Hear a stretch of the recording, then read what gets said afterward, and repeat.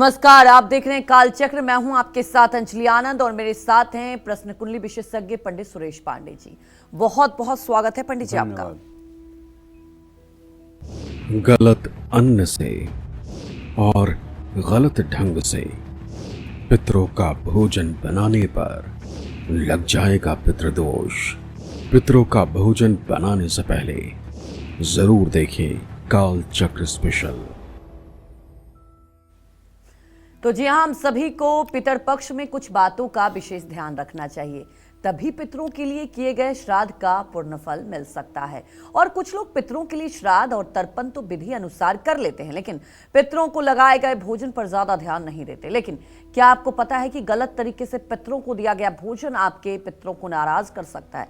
पितरों को दिया गया गलत भोजन आपको बड़ी मुश्किल में डाल सकता है और आपके पितरों को अतृप्त कर सकता है। इसलिए पितरों के भोजन में 20 खास बातों का ध्यान रखें और इसी से जुड़ी खास जानकारी देंगे आपको प्रश्न कुंडली विशेषज्ञ पंडित सुरेश पांडे जी। और इसके अलावा अगर आपका भी कोई सवाल है तो आप हमें फोन कर सकते हैं। हमारा नंबर है 012066524415। तो चलिए अपनी चर्चा की शुरुआत करते हुए सबसे पहले बात करते हैं उस चीज की जो पितरों को बेहद प्रिय है और इस चीज का श्राद्ध में बहुत बड़ा महत्व भी है। पितरों को इस चीज का भोग लगाने से पितर के साथ साथ देवता भी प्रसन्न होते हैं। कौन सी है वो खास चीज, आइए जानते हैं पंडित जी से। बताएं पंडित जी। पितरों के भोजन में अगर शास्त्रों की बात मानी जाए तो खीर जरूर होनी चाहिए, क्योंकि श्राद्ध में खीर का बहुत महत्व है। लेकिन खीर गाय के दूध की ही बनी होनी चाहिए। खीर सभी प्रकार के खाद्य पदार्थों में, पकवानों में उत्तम मानी गई है। पितरों को खीर का भोग लगाने से पितर अति प्रसन्न होते हैं। खीर मीठी होती है, इसलिए देवताओं को भी प्रिय होती है। खीर स्वादिष्ट और सात्विक भोजन है। वैदिक अनुष्ठानों में भी कई बार खीर से आहुति भी दी जाती है। जैसे दुर्गा सप्तशती के 11वें अध्याय का जब हवन होता है तो खीर से ही हवन किया जाता है। और श्री सूक्त में गाय के दूध से बनी खीर उत्तम मानी जाती है हवन करने के लिए। कई मंदिरों में खीर से भगवान को स्नान भी कराया जाता है। श्राद्ध में खीर बनाने के पीछे का एक कारण ये भी है कि धर्म ग्रंथों को हविष्य अन्न कहा गया है। इसका अर्थ है कि देवताओं का अन्न जिसे अग्नि को अर्पित करने पर देवताओं सहित पितर भी प्रसन्न होते हैं। पितृलोक चंद्रमा के ऊर्ध्वभाग यानी ऊपर की ओर माना गया है। खीर में उपयोग होने वाले दूध पर चंद्रमा का प्रभाव होता है। इसी धार्मिक और ज्योतिषीय कारणों से श्राद्ध में खीर बनाने का विधान है। इस ऋतु में बनाई जाने वाली खीर में सिर्फ इलायची डालनी चाहिए। अब मैं आपको खीर बनाने का वैज्ञानिक महत्व भी बताता हूँ। दूध और चावल का मिश्रण उत्तम माना जाता है। गाय के दूध को अमृत माना गया है। स्वामी विवेकानंद जी से भी पूछा गया था एक बार विदेश में कि आपके यहाँ कौन से पशु का दूध सबसे अच्छा होता है, तो उन्होंने कहा भैंस का। बोले लेकिन आपके यहाँ तो कहते हैं कि गौ माता और गाय के दूध जैसा कुछ नहीं होता। कहें गाय का दूध थोड़ी होता है, गाय का जो होता है वो अमृत होता है, वो दूध नहीं होता है, वो अमृत होता है। गाय कोई पशु थोड़ी है, गाय तो हमारी माँ है। तो कहने का आशय दूध, गाय के दूध को तो अमृत ही माना गया है। दूध पीने से शरीर स्वस्थ और मजबूत होता है। ऋतु की समाप्ति पर जब शरद ऋतु का आगमन हो रहा होता है तभी श्राद्ध पक्ष आते हैं। इस ऋतु में परिवर्तन में दूध और चावल का मिश्रण वैज्ञानिक दृष्टिकोण से उत्तम माना गया है। खीर खाने से पित्त का शमन होता है, इसमें कोई संदेह नहीं।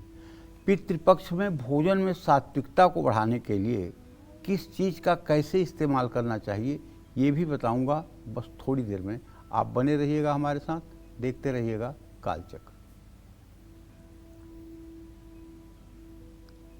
तो चलिए अब 12 राशियों के राशिफल की शुरुआत कर लेते हैं और सबसे पहले बात करेंगे मेष राशि वालों के लिए कि पैसा, सेहत, परिवार, नौकरी, कारोबार के हिसाब से इनका पूरा दिन कैसा बीतने वाला है। साथ ही जानेंगे मेष राशि वालों का आज का शुभ उपाय, शुभ अंग और शुभ रंग। ये जानते हैं पंडित जी से। बताएं पंडित जी। देखिए, मेष राशि के जातकों को बताना चाहूँगा कि आपका राशि स्वामी मंगल आपके राशि पर पूरी दृष्टि कर रहा है। आपके धन भाव का स्वामी शुक्र मंगल से स्नेहा दृष्टि से इत्थसाल कर रहा है। इसका मतलब अगर कहीं आप निवेश करना चाहते हैं, पैसा लगाना चाहते हैं या कोई योजना है आपकी जिसे भविष्य में आपको साकार करना है, तो उसको कुछ न कुछ समय के लिए गुप्त रखिए। नौकरी में सहकर्मियों से कुछ तकलीफ मिल सकती है। किसी नए परिचित से सलाह लेने की गलती न करें। वाहन सावधानी से चलाएं और उत्साह में आकर के कोई गलत कदम ना उठाएं। हो सके तो किसी जरूरतमंद व्यक्ति की मदद करें। शुभ अंक आपके लिए 5 है। शुभ रंग आपके लिए सफ़ेद है। जय मां विंध्यवासिनी। तो चलिए बारी आती है वृषभ राशि वालों के राशिफल की। सेहत, पैसा, परिवार, नौकरी, कारोबार के हिसाब से इनका पूरा दिन कैसा बीतने वाला है। साथ ही जानेंगे वृषभ राशि वालों का आज का शुभ उपाय, शुभ अंग और शुभ रंग। बताएं पंडित जी। देखिए, वृषभ राशि का स्वामी शुक्र इस समय केतु और सूर्य के साथ सिंह राशि में 1 अंश 28 कला पर गोचर कर रहा है और आपके व्यय भाव का स्वामी मंगल व्यय भाव को देख रहा है। ऐसे में भाई आप अपने खर्च को संभालिए और किसी भरोसेमंद अनुभवी व्यक्ति से सलाह लीजिए। कोई काम करने में जल्दबाजी से बचिए और अगर अपने से कोई गलती हो रही है तो उसको एक्सेप्ट करने में, स्वीकार करने में हिचक न करिए। आज आप हो सकता है कि अपने लोगों को समय न दे पाएं और अपने मेंटल स्टेटस, मानसिक स्वास्थ्य का ध्यान रखें। किसी काम के लिए स्वार्थी होकर के फैसला मत लीजिए। घी का दान किसी धर्म स्थान में करिए। शुभ अंक आपके लिए 1 है। शुभ रंग आपके लिए क्रीम है। जय मां विंध्यवासिनी। तो आगे चर्चा करेंगे, लेकिन उसके पहले हमारी एक दर्शक जुड़ चुकी हैं जयपुर से, सुप्रिया। सुप्रिया, आप सवाल पूछ सकती हैं।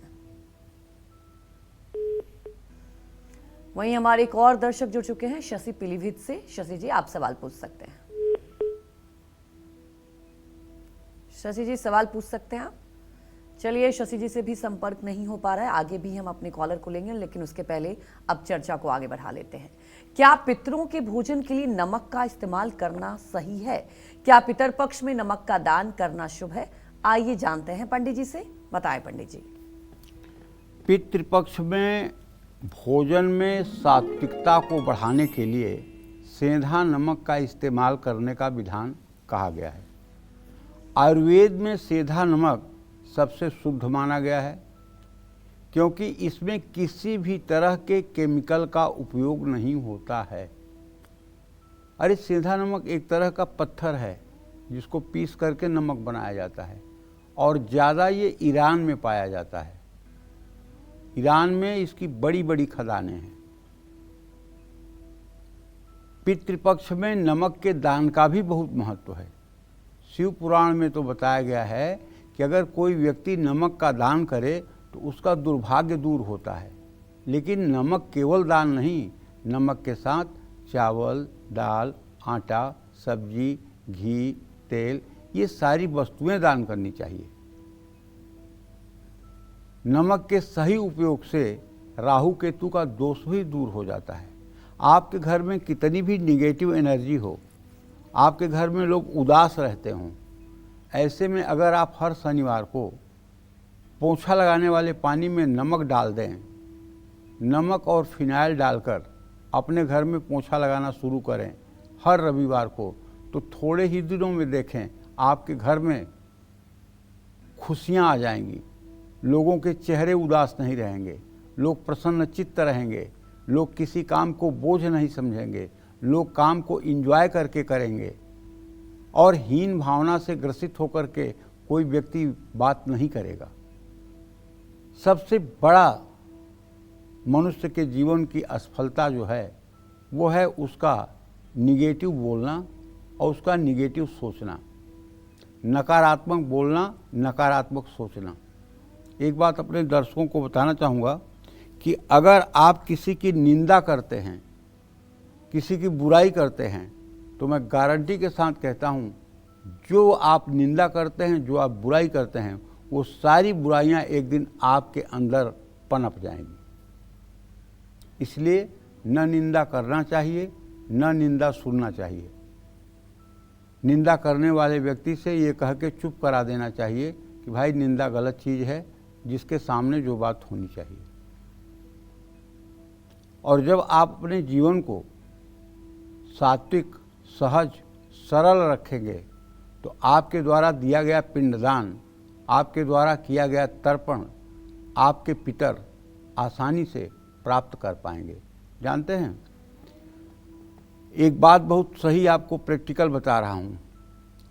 पिंडदान बहुत लोग करते हैं, गया में श्राद्ध भी बहुत लोग जाकर करते हैं, लेकिन पितर सबके हाथ का पिंडदान भी स्वीकार नहीं करते हैं और सबके हाथ का तर्पण भी स्वीकार नहीं करते हैं। कितने लोग हैं कि गया श्राद्ध करने के बावजूद भी पितर दोष से दुखित हैं, और कितने ऐसे लोग हैं कि अरे खोया, चावल, जौ और काले तिल का पिंड तो छोड़िए, अगर बालू का पिंड बनाकर अपने पितरों को दे दें तब भी पितर उसे स्वीकार करके और प्रसन्न हो जाते हैं। इसमें पिंडदान और तर्पण करने वाले व्यक्ति की मानसिकता, उसकी सोच, उसकी पवित्रता, ये सब चीजें पितरों के लिए बहुत महत्व रखती हैं।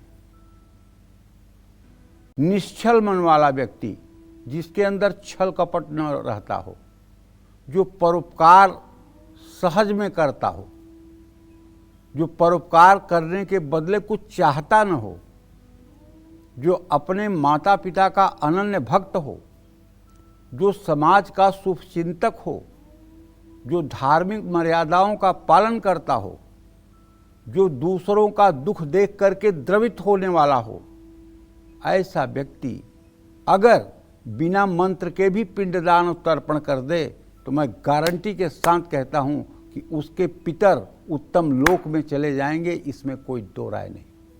और चाहे जितना शास्त्रीय विधान कर लीजिए, चाहे जितने अच्छे विद्वानों से मंत्र बुलवा लीजिए, लेकिन यदि आप मानवता के प्रति सहृदय नहीं हैं, यदि आप स्वार्थी हैं, यदि आप दूसरों को पीड़ा पहुंचाते हैं, तो आपके द्वारा चाहे जितना महत्वपूर्ण श्राद्ध किया जाए, वो श्राद्ध भी शायद आपके पूर्वजों को तृप्त नहीं कर पाएगा।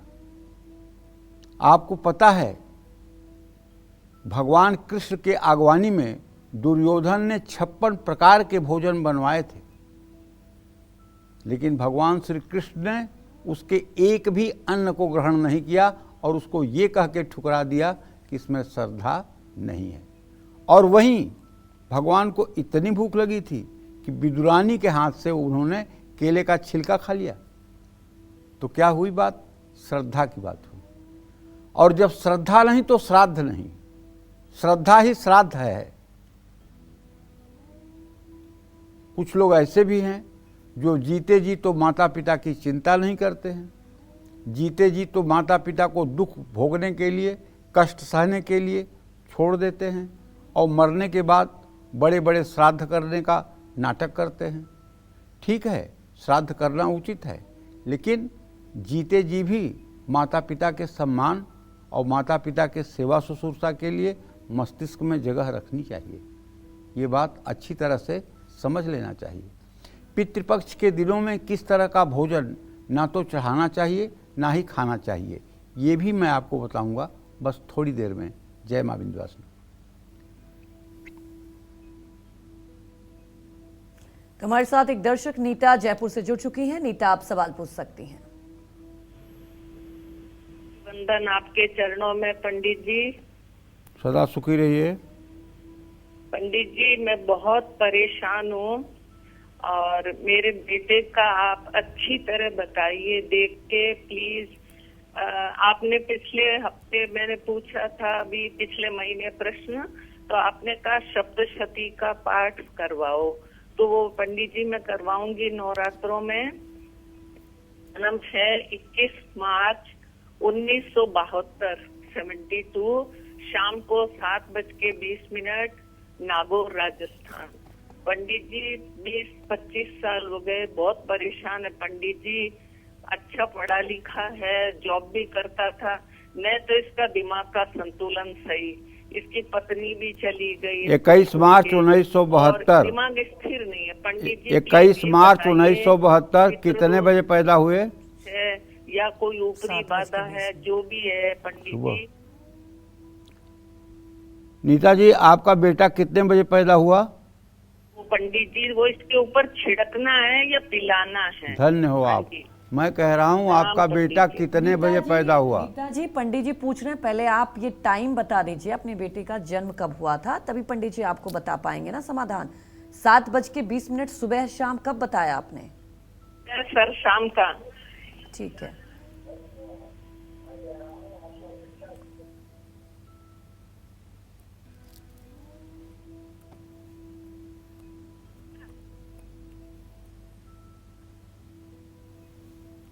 देखिए, आपके बेटे का जन्म कन्या लग्न में और मिथुन राशि में हुआ है।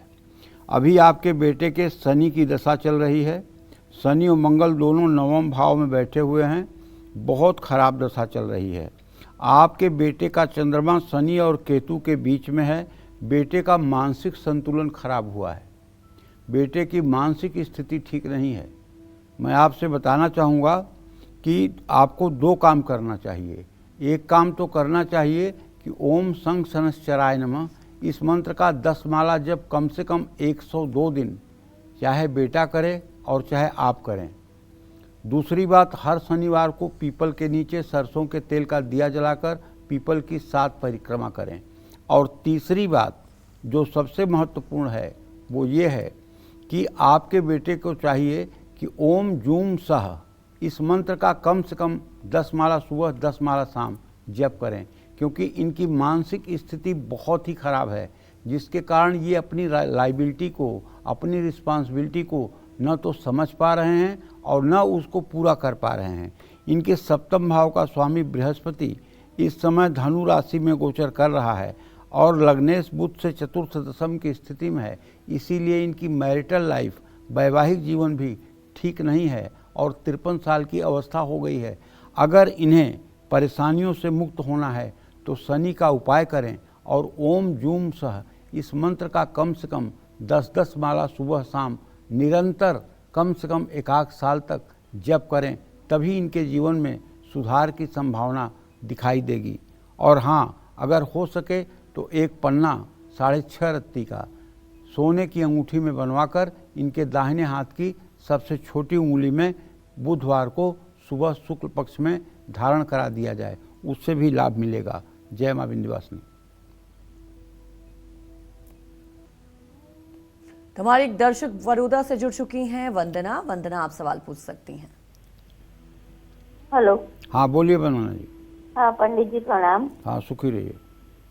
हाँ, मेरा प्रश्न मेरे बेटे के लिए है। उसकी डेट ऑफ बर्थ है 26/8/2010 जी। उसका जन्म समय है सुबह 5:28 सुबह 5:28 को। ठीक है। मेरे 2-3 प्रश्न है पंडित जी कि मेरा बेटा अभी 10वीं कक्षा में है, तो उसका रिजल्ट पढ़ाई में तो अच्छा है, फिर भी पढ़ाई में कैसा रहेगा और बड़ा होके कैसा इंसान बनेगा, और उसके पापा उसको डॉक्टर बनाना चाहते हैं, तो क्या वो बन पाएगा? उतना पड़ेगा कि वो डॉक्टरी में मतलब डॉक्टर बन पाए, और वो बड़ा होके माँ बाप का ध्यान रखेगा कि नहीं? वंदना जी, देखिए, पहले प्रश्न का उत्तर तो ये है कि आपका बेटा बहुत ही संस्कारित और बहुत ही सकुशल है। पढ़ाई लिखाई में इसकी पूर्ण रुचि है। किसी तरह का 15 साल का हो गया है, किसी तरह का बैड एडिक्शन या कोई बुरी आदत इसके अंदर नहीं है, और इसके फ्यूचर भी, इसका भविष्य भी बहुत अच्छा रहेगा, क्योंकि द्वितीय सप्तमेश बृहस्पति शुक्र का इत्थसाल है, तो माने भविष्य भी अच्छा रहेगा। जहाँ तक किस क्षेत्र में पढ़ाई करेगा, तो बुध से दसम भाव में चंद्रमा का होना, ऐसे लोग मेडिकल फील्ड में ही पढ़ाई करके सफल होते हैं। तो 10वीं के बाद इनको बायोलॉजी लेना चाहिए पढ़ाई में, और उसके बाद में नीट की तैयारी करना चाहिए, उसमें सफलता मिलेगी। इसमें कोई दो राय नहीं है। बच्चे में बहुत ही ज़्यादा एनर्जी है, बहुत ज़्यादा पढ़ाई लिखाई के प्रति समर्पण है। ठीक से अगर इसकी परवरिश होगी तो निश्चित रूप से ये जीवन में सफल और सुखी होगा। इसके भाग्य भाव का स्वामी शुक्र है, तो इसलिए अगर हो सके तो इसे सोमवार और शुक्रवार के दिन आप सफ़ेद कपड़े पहनाने की, कमर के ऊपर सफ़ेद कपड़े पहनाने की कोशिश करें, जिससे इसके अंदर सात्विकता, शांति और बौद्धिक विकास निरंतर बना रहे। जय मां विंध्यवासिनी। तो अब बात मिथुन राशि के राशिफल की। इनके पास आज पैसा आएगा या जाएगा, ये जान लेते हैं। बताएं पंडित जी। देखिए, मिथुन राशि के जातकों को कहना चाहूँगा कि आपके राशि में इस समय गजकेसरी योग आज बना हुआ है। बृहस्पति और चंद्रमा की युति है आपके राशि में, और आपके धन भाव का स्वामी चंद्रमा है। तो पैसों के मामले में जल्दबाजी से बचना चाहिए आपको, चाहे किसी को पैसा देना हो और चाहे कहीं किसी जगह पर निवेश करना हो। हड़बड़ी में कोई काम ना करें, और किसी प्रभावशाली व्यक्ति से संपर्क आपका जुड़ सकता है। किसी से ज़्यादा उम्मीद न रखें, अपनी सेहत को प्राथमिकता दें। यात्रा के दौरान जरूरी चीज़ें ना भूलें। शंख की पूजा करें। शुभ अंक आपके लिए 4 है। शुभ रंग आपके लिए आसमानी है। जय मां विंध्यवासिनी। तो चलिए अब जानते हैं कर्क राशि वालों के बारे में कि आज उनका पूरा दिन कैसा बीतने वाला है। बताएं पंडित जी। देखिए, कर्क राशि के जातकों को बताना चाहूँगा कि आपका राशि स्वामी चंद्रमा इस समय व्यय भाव में है। आपके धन भाव में सूर्य, केतु, शुक्र की स्थिति है। निवेश से जुड़े अगर कोई दस्तावेज है तो उसे ध्यान से रखिए, उसका रख रखाव ठीक से करिए। अपनी तुलना दूसरों से कदापि न करें। आपके पास अपनों के लिए आज समय कम होगा। ज़्यादा भावुकता तनाव दे सकती है। झूठ बोलने से बिल्कुल बचें और सोच समझ कर बोलें। शिवलिंग पर जल चढ़ाएं। शुभ अंक आपके लिए 6 है। शुभ रंग आपके लिए हरा है। जय मां विंध्यवासिनी। तुम्हारे एक दर्शक झारखंड से अरुण जुड़ चुके हैं। अरुण, आप सवाल पूछ सकते हैं। जी प्रणाम पंडित जी। हाँ, सदा सुखी रहिए। जी पंडित जी, मेरा जन्मदिन है 21/6/90 जी। और रात के 1 बजे जन्म है जी।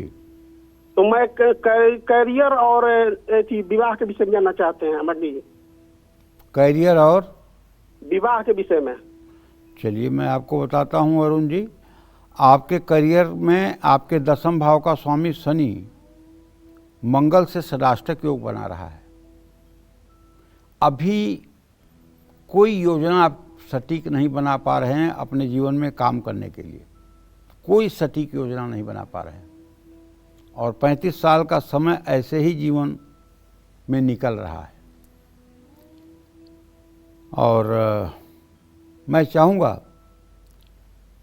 कि आपके चंद्रमा से दसम भाव में शनि बैठा हुआ है। अगर आप नौकरी कर लें ये भी आपके लिए ठीक है, और यदि आप कंस्ट्रक्शन से रिलेटेड वस्तुओं का व्यवसाय कर लें तो शायद ये आपके जीवन के लिए सर्वोत्तम है। बिल्डिंग कंस्ट्रक्शन से रिलेटेड जितनी भी वस्तुएं होती हैं उनमें जो भी आपके शक्ति सामर्थ्य में आती हैं उनका यदि आप व्यवसाय करें तो उसमें भी आपको सफलता मिलेगी। जहाँ तक मंगल शुक्र का सवाल है तो मंगल शुक्र की तृतीय एकादश स्थिति है, और 1 डिग्री पर इस समय शुक्र है, 1 डिग्री पर मंगल है। विवाह का योग तो एकदम सन्निकट बना हुआ है, इसमें तो बिल्कुल विलंब दिखाई नहीं दे रहा है। तो इसलिए विवाह के लिए अगर मन स्थिति बनी रहेगी तो विवाह होने में विलंब नहीं है। आपको चाहिए कि आप नवरात्रों में ज़्यादा कुछ न कर सकें तो रोज़ दुर्गा चालीसा का, विंध्येश्वरी चालीसा का सुबह शाम पाठ करें, और किसी देवी मंदिर में 9 दिन लगातार जा कर के दर्शन पूजन करें। जय मां विंध्यवासिनी। तो पितर पक्ष में किन चीजों का इस्तेमाल करना आपकी किस्मत के लिए भारी पड़ सकता है, पितरों के भोजन के लिए किन बातों का ध्यान रखना चाहिए और किन चीजों का इस्तेमाल पितरों को क्रोध दिला सकता है, भूलकर भी पितर पक्ष में कौन सी 2 चीजों का इस्तेमाल नहीं करना चाहिए, आइए जानते हैं पंडित जी से। बताएं पंडित जी। देखिए, पूरे पितर पक्ष में भूल करके भी जो लोग श्राद्ध तर्पण कर रहे हैं उनकी बात कर रहा हूँ, सबकी बात नहीं कर रहा हूँ। जो लोग श्राद्ध कर रहे हैं, तर्पण कर रहे हैं, माता पिता के प्रति जो 15 दिन का नियम लिए हुए हैं, उन लोगों को पूरे पितृपक्ष में लहसुन और प्याज से बनी किसी चीज़ का सेवन नहीं करना चाहिए। देखिए, लहसुन प्याज कोई मांस नहीं है, लेकिन शास्त्रों में ये तामसी भोजन है। गीता में भगवान जब तामसी भोजन की बात कहते हैं तो उसमें कहते हैं यातयामम गतरसम पूतिपरियुस्तम चयत उच्छिष्टम चामेध्यम भोजन तामस प्रिय। तो पूति शब्द जो है प में इति प्रत्यय लगा हुआ है, माने प्रकृति द्वारा जो दुर्गंधित है। पूति का अपभ्रंश पूति कह के हम लोगों के यहाँ इसका नाम लिया जाता है कि एक पूति लहसुन देना, एक पूति प्याज देना, ऐसे लोग बात करते हैं। पूति जो है पूति का अपभ्रंश है, प में इति प्रत्यय लगा हुआ है, माने जो प्रकृति द्वारा दुर्गंधित है। लहसुन और प्याज जब खेत से पैदा होता है ना, तभी से बदबू करता रहता है, ऐसा नहीं है कि बाद में इसमें बदबू आता है।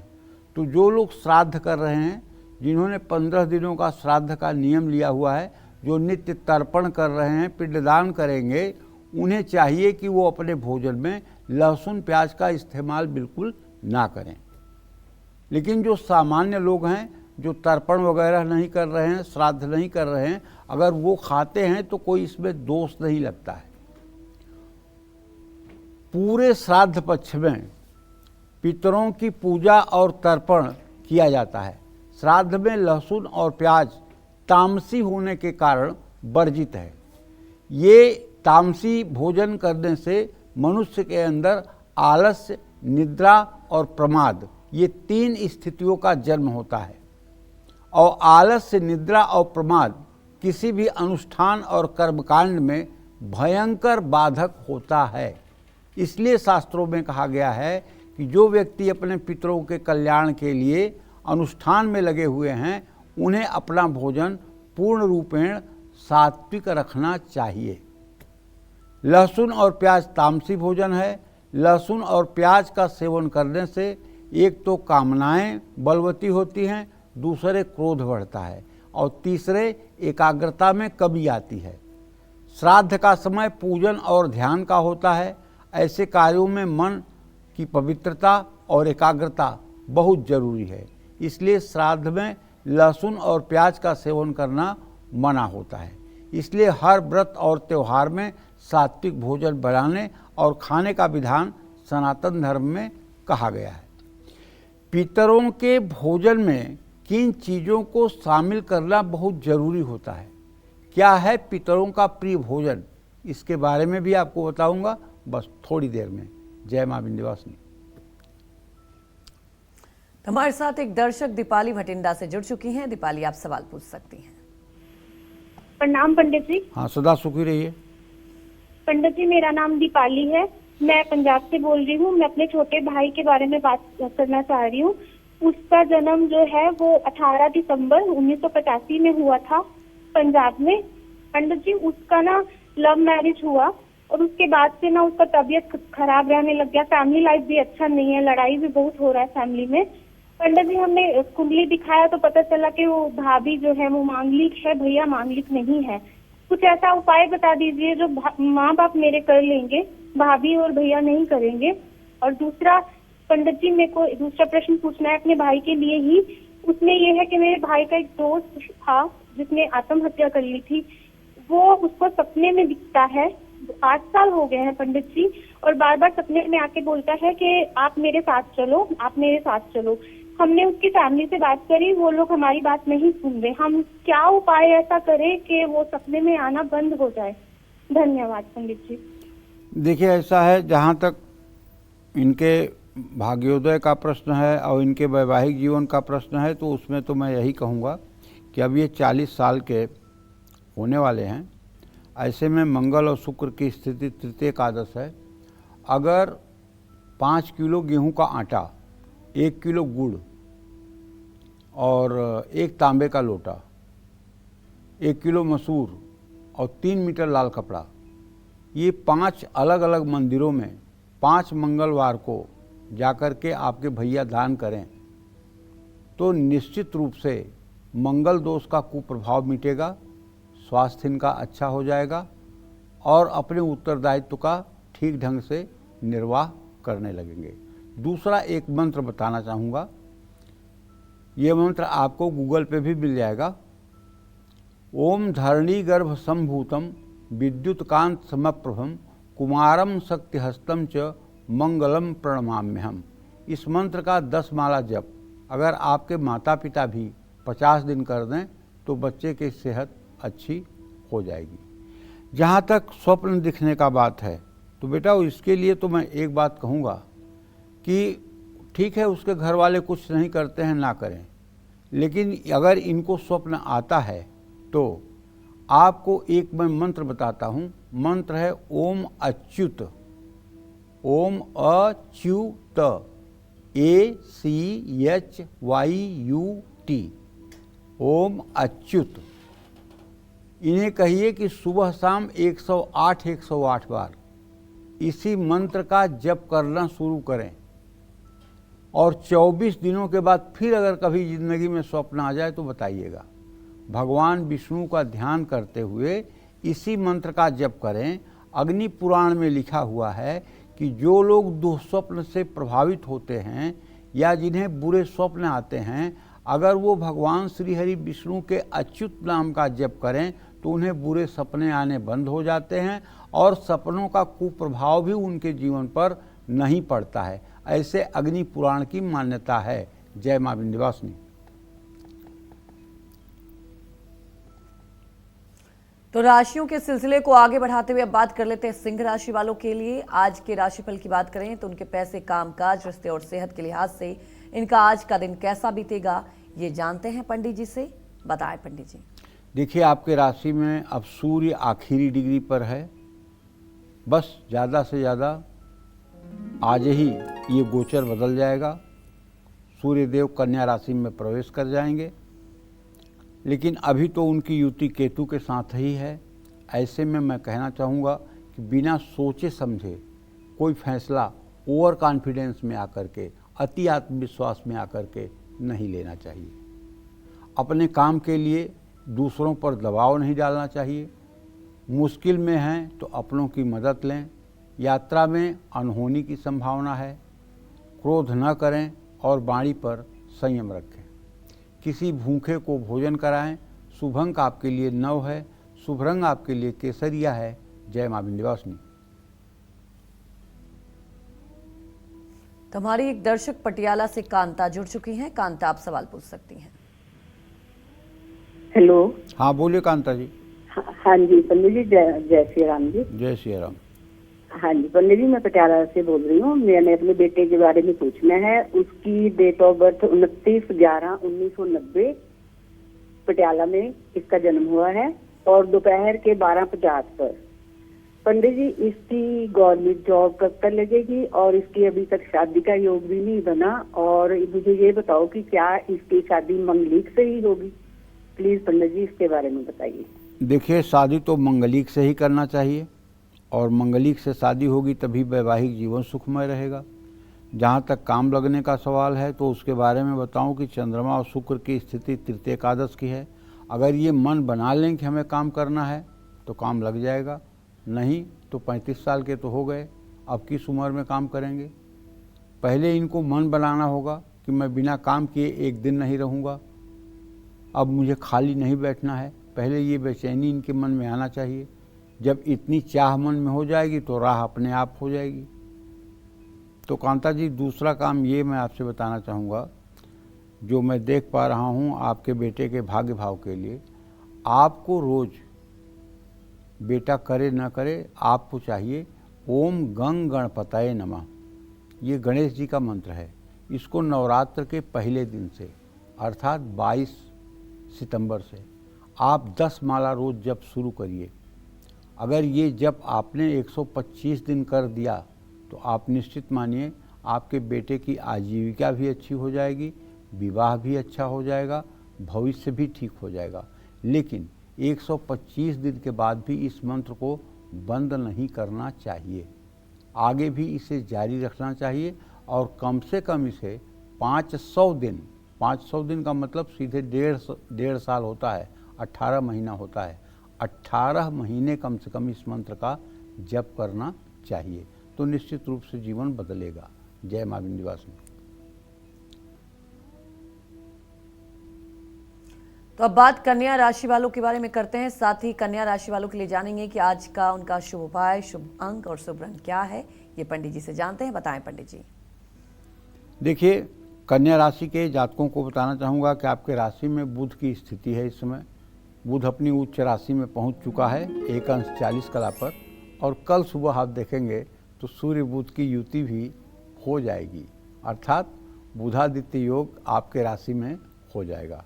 इसका मतलब मेरे कहने का आशय ये है कि अगर कहीं आप पैसा लगाना चाहते हैं तो किसी अच्छे अपने शुभचिंतक से, अगर कोई शुभचिंतक न हो और आपकी पत्नी हो या माँ हो या पिता हों, तो उनसे भी आप सलाह लेकर के इन्वेस्टमेंट करने की कोशिश करें। समय की बर्बादी और गलती दोनों की संभावना है। आपको अपनों की कद्र महसूस करना चाहिए और किसी तरह का नशा आपको नहीं करना चाहिए। सेहत का ध्यान रखना चाहिए। किसी विवाद में शामिल मत होइए। गंगाजल पानी में डालकर स्नान करिए। शुभ अंक आपके लिए 2 है, शुभ रंग आपके लिए लाल है। जय मां विंध्यवासिनी। तो श्राद्ध के भोजन में किन चीजों का इस्तेमाल आपको पितरों की असीम कृपा दिला सकता है और किन चीजों का इस्तेमाल पितरों को क्रोधित कर सकता है? साथ ही श्राद्ध में खाना पकाते समय किस दिशा की ओर चेहरा नहीं होना चाहिए, ये जानते हैं पंडित जी से। बताएं पंडित जी। श्राद्ध के भोजन में जौ, मटर और सरसों का उपयोग श्रेष्ठ होता है। जो भी आप पकवान श्राद्ध में बनाते हैं वो आपके पितरों की पसंद के होने चाहिए। श्राद्ध के भोजन में तिल का इस्तेमाल भी कर सकते हैं। तिल पिशाचों से श्राद्ध की रक्षा करते हैं। श्राद्ध के भोजन में चना, मसूर, उड़द, कुल्थी, सत्तू, खीरा, काला नमक, बैगन, अरवी, काली सरसों, बासी या खराब अन्न का इस्तेमाल कभी भूल करके भी ना करें। श्राद्ध के भोजन में तोरई, लौकी, सीताफल, भिंडी, आलू, कच्चे केले की सब्जी भी मान्य है। श्राद्ध में खाना पकाते समय दक्षिण दिशा की ओर मुख नहीं होना चाहिए। श्राद्ध में पत्तल का इस्तेमाल करना सबसे लाभदायक होता है। अगर पत्तल नहीं मिलती है तो केले के पत्ते पर भी श्राद्ध का भोजन रखना हितकारी होता है। पितरों के भोजन में किन नियमों का पालन हम सभी को करना चाहिए ताकि पितर हमसे रूठे न? क्या है पितरों को भोजन का नियम, ये सब मैं आपको बताऊंगा बस थोड़ी देर में। आप बने रहिएगा हमारे साथ, देखते रहिएगा कालचक्र। जय मां विंध्यवासिनी। तो चलिए पंडित जी, आगे भी आपको नियम बताएंगे, लेकिन उसके पहले अब चर्चा को आगे बढ़ाने से पहले बात कर लेते हैं तुला राशि वालों के बारे में कि आज उनकी बात की जाए तो क्या उनको उपाय करने चाहिए, किन बातों का उनको खास ध्यान रखना चाहिए और कौन सा रंग उनके लिए आज शुभ है, ये पंडित जी से जानते हैं। बताएं पंडित जी। तुला राशि के जातकों को बताना चाहूँगा कि आपके राशि में मंगल की स्थिति है। आपके भाग्य भाव में गजकेसरी योग बना हुआ है, बृहस्पति चंद्रमा है। ऐसे में गाड़ी में खराबी या वाहन से जुड़ा खर्चा आज आपका बढ़ सकता है। और यदि आपकी तुला राशि है और आप नौकरी करते हैं तो आपके उच्चस्थ अधिकारियों की नाराज़गी भी आपको सहनी पड़ेगी। परिवार में अव्यवस्था हो सकती है। मानसिक और शारीरिक स्वास्थ्य अच्छा रखने का प्रयास करें। बिना सोचे समझे उधार न लें। सफ़ेद चंदन का तिलक लगाएं। शुभ अंक आपके लिए 7 है, शुभ रंग आपके लिए सफ़ेद है। जय मां विंध्यवासिनी। तो श्राद्ध का खाना बनाते समय आपको किन नियमों का पालन करना चाहिए, क्या ध्यान रखना चाहिए, ये जानते हैं पंडित जी से। बताएं पंडित जी। देखिए, पहली बात तो एक बात जान लीजिए, श्राद्ध शब्द आते ही श्रद्धा जुड़ जानी चाहिए। श्राद्ध शब्द आते ही श्रद्धा जुड़ जानी चाहिए। श्रद्धा नहीं तो श्राद्ध नहीं। चाहे भोजन बना रहे हों, चाहे पिंडदान कर रहे हों, चाहे तर्पण कर रहे हों, कोई भी क्रिया आप श्राद्ध से संबंधित कर रहे हैं तो आपके मन में अटूट श्रद्धा होनी चाहिए। सामान कुछ कम हो सकता है, कुछ ज़्यादा हो सकता है। किसी के सामर्थ्य में बहुत महंगा सामान नहीं हो सकता है, सस्ते सामान से ही श्राद्ध कर सकता है। लेकिन अगर श्रद्धा रहेगी तो श्राद्ध सफल होगा। अच्छा बताइए, सेबरी ने तो भगवान को जूठे बैर खिलाए थे, भगवान ने तो उसको भी बड़े चाव से खाया था। भगवान ने तो ये नहीं कहा कि मैं चक्रवर्ती का बेटा हूँ और चक्रवर्ती का दामाद हूँ, मैं ये बैर फैर नहीं खाऊंगा। उन्होंने तो बड़े चाव से खाया था।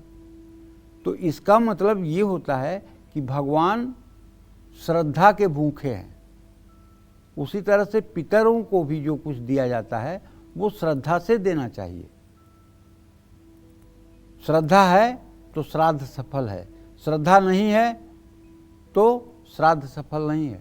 ये मैं इसलिए कह रहा हूँ कि जैसे आज खास करके दिल्ली की बात कर रहा हूँ, यहाँ अगर किसी आदमी का देहांत हो जाता है तो 75% लोग सारी क्रिया 4 दिन में समाप्त कर देते हैं। मतलब अंतिम संस्कार से लेकर के और भोजन तक का क्रिया 4 दिन में संपन्न कर देते हैं। आप बताइए, सनातन धर्म के किस शास्त्र में लिखा हुआ है कि जिस व्यक्ति का दाह संस्कार हुआ हो उसकी क्रिया 3 दिन या 4 दिन में होनी चाहिए? हाँ, सनातन धर्म में एक चीज़ का विधान है कि अगर कोई व्यक्ति अपने घर से 10-12 साल से लापता है और उसका पता नहीं चला है और 10-12 साल बाद पता चला है कि व्यक्ति मर गया, तो जिस दिन पता लगे उस दिन से श्राद्ध शुरू करके 3 दिनों में श्राद्ध किया जा सकता है। लेकिन जिसकी डेड बॉडी सामने है, जिसको सामने जलाया जा रहा है, उस व्यक्ति का श्राद्ध कैसे 4 दिन में पूरा हो जाएगा? तो आपको अपने पूर्वजों के प्रति श्रद्धा नहीं है, उनके अधोगति में जाने की आपको चिंता नहीं है। आपका समय बड़ा बहुमूल्य है, आपके पास समय नहीं है, 13 दिन का समय नहीं है, आपका बिजनेस सफ़र कर जाएगा, आपकी नौकरी छूट जाएगी, बहुत नुकसान हो जाएगा आपका, इसलिए आपके पास समय नहीं है। तो आप ये भी मान के चलिए कि कुछ दिनों के बाद, तुरंत तो नहीं लेकिन कुछ दिनों के बाद यही पितर जब कुपित होंगे तब क्या गति होगी आपकी, आप कल्पना नहीं कर सकते।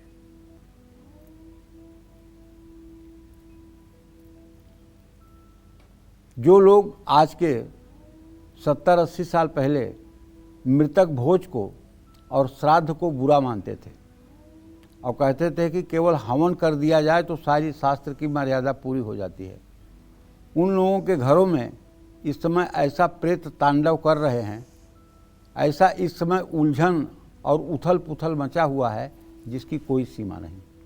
अंत में आज वो भी श्राद्ध की शरणागति ले रहे हैं। तो कहने का आशय हमारे बस इतना ही है कि तस्मात् शास्त्रम प्रमाणम च कार्याकार्य व्यवस्थितौ। शास्त्र के प्रमाण के अनुकूल अगर जीवन जिया जाए तो अच्छा है।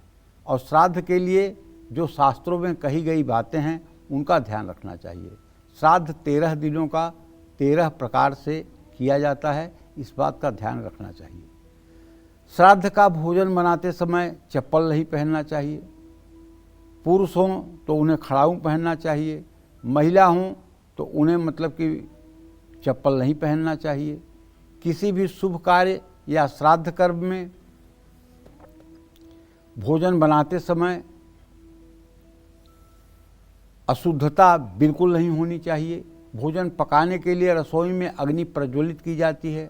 रसोई में माँ अन्नपूर्णा का वास होता है।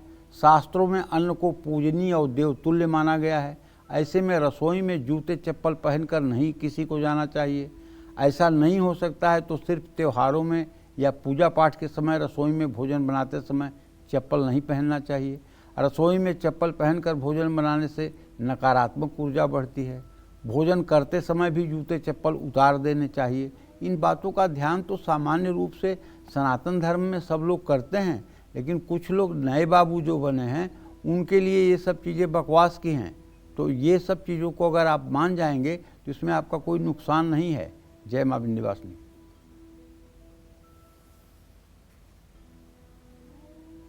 चलिए अब जल्दी से जानते हैं वृश्चिक राशि वालों के बारे में कि आज उनका पूरा दिन कैसा बीतने वाला है।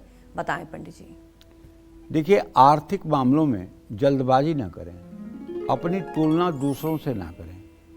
वैवाहिक जीवन सुखी रहेगा, सेहत में पहले से सुधार होगा। बेवजह क्रोध और तनाव से दूर रहें, ज़रूरतमंद की मदद करें। शुभ अंक आपके लिए 2 है, शुभ रंग आपके लिए सिल्वर है। जय मां विंध्यवासिनी। चलिए बात करते हैं धनु राशि की। क्या कहता है धनु राशि का राशिफल, कैसा रहेगा आज का इनका पूरा दिन? बताएं पंडित जी। धनु राशि के जातकों को बताना चाहूँगा कि आपका राशि स्वामी बृहस्पति चंद्रमा के साथ आपके राशि पर पूरी दृष्टि कर रहा है, लेकिन आपके व्यय भाव का स्वामी मंगल आय भाव में बैठा हुआ है। ये भाई इस बात का संकेत है कि यदि व्यय आय में बैठे तो बिना सोचे समझे खर्च नहीं करना चाहिए। कार्य क्षेत्र में ईर्ष्या या द्वेष नहीं करना चाहिए। पिता की सलाह से आपको फ़ायदा मिलेगा। यात्रा के दौरान ज़्यादा सावधान रहें, झूठे प्रलोभन से बचें, नुकसान होगा। तुलसी में जल चढ़ाएं। शुभ अंक आपके लिए 1 है, शुभ रंग आपके लिए गुलाबी है। जय मां विंध्यवासिनी।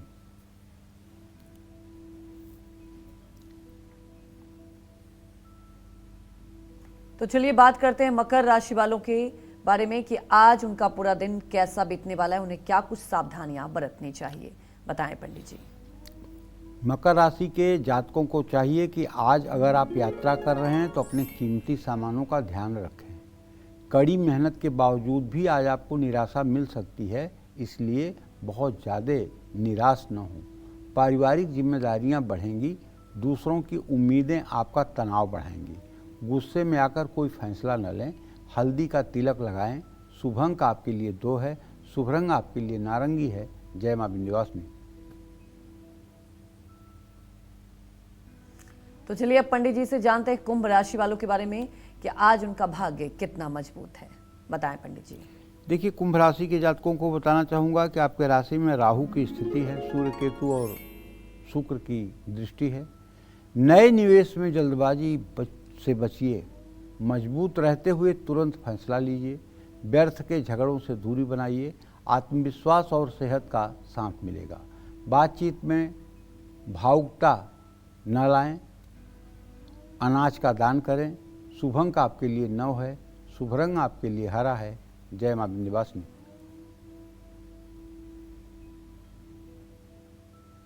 तो अब पंडित जी से जानते हैं मीन राशि वालों के बारे में कि आज उनका भाग्य कितना मजबूत है। बताएं पंडित जी।